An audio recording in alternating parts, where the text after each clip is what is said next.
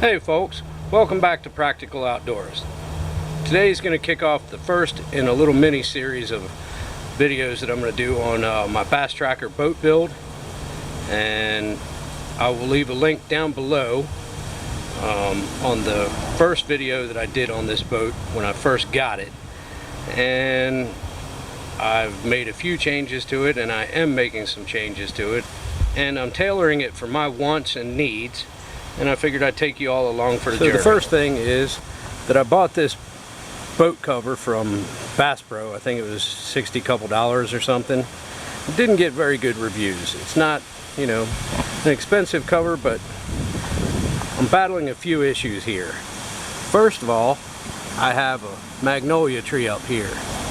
And as you all know, those are a very messy tree. And with that, you get the leaves and the flowers and all of that stuff that I don't want falling in the boat, as well as birds perching up here and crapping all over inside of the boat. I don't want that to happen either. Now, when I first built my little skeleton thing, which I'm gonna reveal here in just a minute, I was having a problem with water collecting here. You'll see in a previous video, you know, this was a trial and error thing that I did, and you'll see that I had water collecting here on the boat on both sides, and I had water collecting here and in the back. This is a few days later. We had a downpour of rain yesterday evening, and you can see that I have water building up there, and I have water building up here.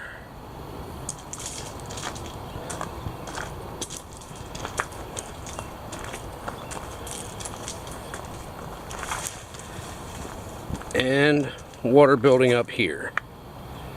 I'm gonna go back over to the other side because the sun's shining in my eyes, can't really see that well. So I think the answer is we add another rib here, just like this one and this one, and I think that'll solve the problem here. I think we add one more rib here, which would be next to this one. If we put one here, I think it'll solve my water problem here. Some of it is gonna collect. There's not gonna be a whole lot that I can do about it here, but we'll add another rib and we'll get back with you and see what happens. So I kind of came up with this covered wagon idea from the old westerns, and that allows the water to run off. So I'm not collecting here anymore. And as you all know, that collecting water and standing water, that's breeding grounds for skeeters. I don't want that, can't have that. That's just can't happen. And then here, it was putting a lot of stress on the seams. And that is, I think, the weak part in this cover. You know, it's not an expensive cover. I read the reviews on this cover, and here's another seam. There's no stress on it that way. And all the reviews that I read on this boat cover were, don't do it, don't waste your money. There was a few happy people, but there was more unhappy people than there was happy people. And they were saying, don't waste your money, it's going to rip, and it ripped in the first year. Well, I guess it did. If you didn't do anything to support it, it was probably collecting water, putting a lot of tension on all of those seams, and the seams were busting apart. So give me a minute, I'm going to get it uncovered, and I'll show you how I made my little skeleton frame. Well, here it is. Basically, it is just CPVC water pipe, 1/2 inch. The reason that I elected to use that is just because I had a lot of 1/2 inch water pipe fittings.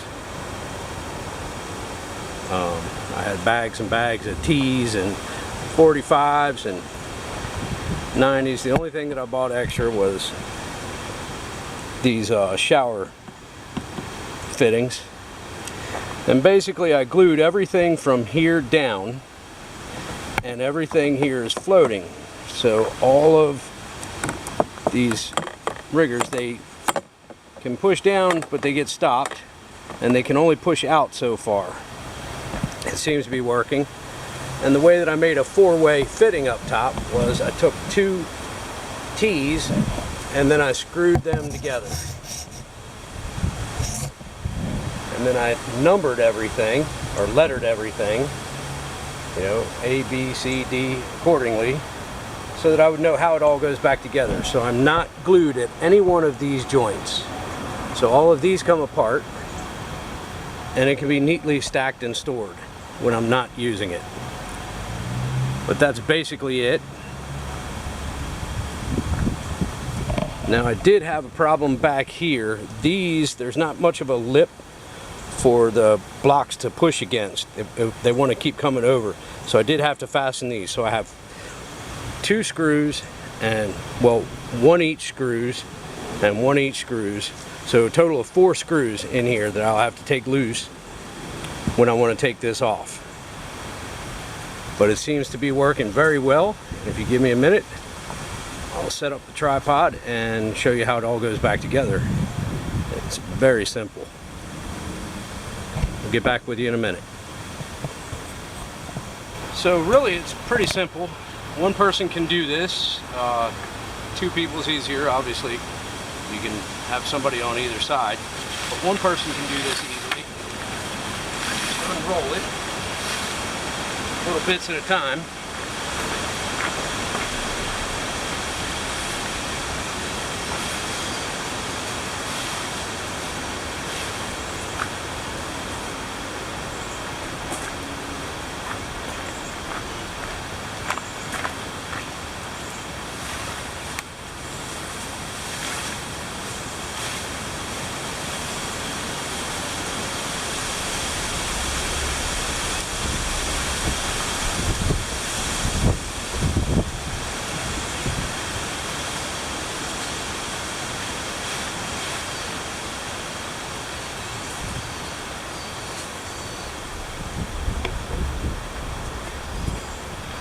You have this white cord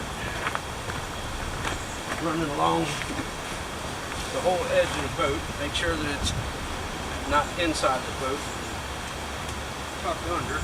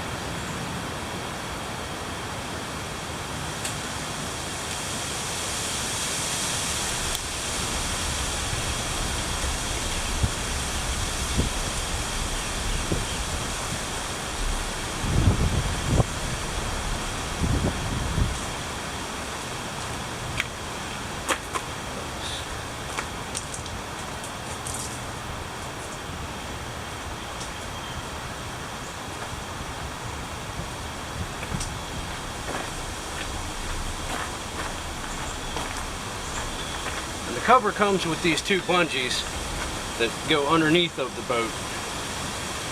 The easiest way that I found is just took a piece of rope and tied a loop on it. Hook it to one side.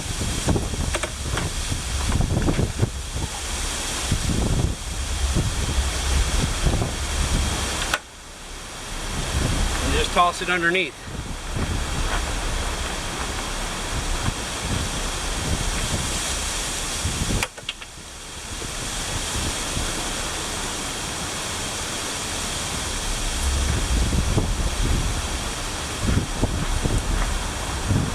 That way there, I can grab a hold of it and I don't have to crawl around on the ground and get on my hands and knees and stuff fumbling for that thing.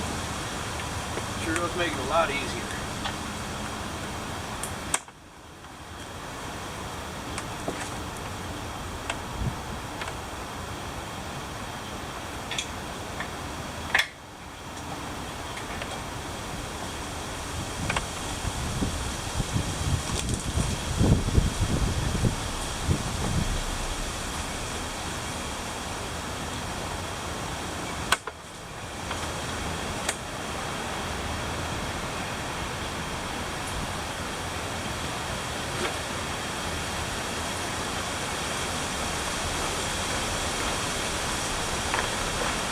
And there you have it, folks. Cover's back on. Nice and simple. It's pretty easy. I'll show you the back end there where I tied it all up. And we'll get back with you in a minute. Just to review, I'm not collecting water here on both sides. I'm no longer collecting water here. I am collecting water here, but it's not that big of a deal for me to reach up underneath of here and run the water, chase the water out over here. And I have defeated all of the things that I wanted to defeat. That's the leaves and all the mess from the tree, bird crap, stress on the seams. There's no longer any more stress on these seams. So I think that I have accomplished everything that I set out to do with this boat cover. And I run the string around here and tie it back up at this point here. So that's the best that it can get, and I'm okay with that.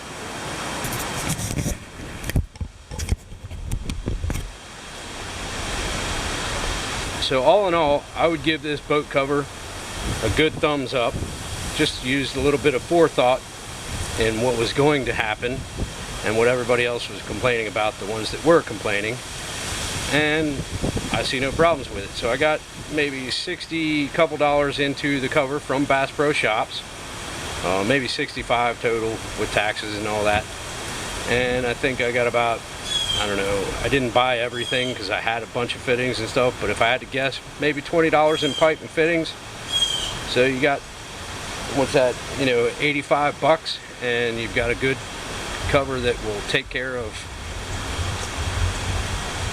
my situation anyway, and that's how I tackled it.